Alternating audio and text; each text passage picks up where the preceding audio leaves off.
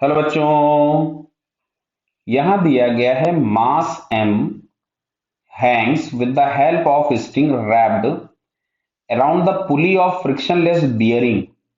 The pulley has mass m and radius r. Assuming pulley to be perfect uniform circular disk, the acceleration of mass m if the string does not slip on the pulley. Clear है? तो चलिए इसके लिए सबसे पहले मैं एक छोटा सा डायग्राम बना देता हूं आपके लिए। पुली और मास m किस तरह से अरेंज किए गए हैं। तो जैसे यहां कहीं पे मैंने बना दिया ये पुली डिस्क के फॉर्म की दी गई है, ये इसका एक्सेल है, यहां कहीं पे ये रोप है जिससे एक मास m हैंग कर रहा है। बड़ा क्लियर है ये। अब अच्छा सुनो, देखो अगर मैं इसका फ्री बॉडी डायग्राम बनाऊं, यहां नीचे लग रहा होगा mg, यहां ऊपर लग रहा होगा टेंशन T, और ये ब्लॉक नीचे की तरफ में एक्सेलरेट कर रहा है। क्लियर है?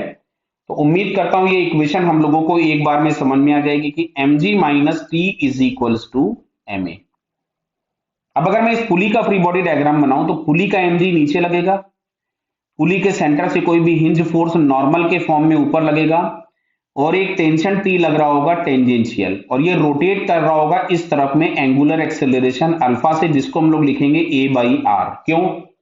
तुमको यहां लिखा हुआ है स्ट्रिंग डज नॉट स्लिप, तो जो भी इस ब्लॉक का एक्सेलरेशन होगा वही इस पुली का टेंजेंशियल एक्सेलरेशन होगा। तो यहां पे जो टॉर्क के नाम पे आया वो केवल T इंटू आर बराबर आई इंटू अल्फा, क्योंकि अगर हम सेंटर के अबाउट टॉर्क लेंगे तो एमजी और नॉर्मल दोनों के टॉर्क जीरो हो गए।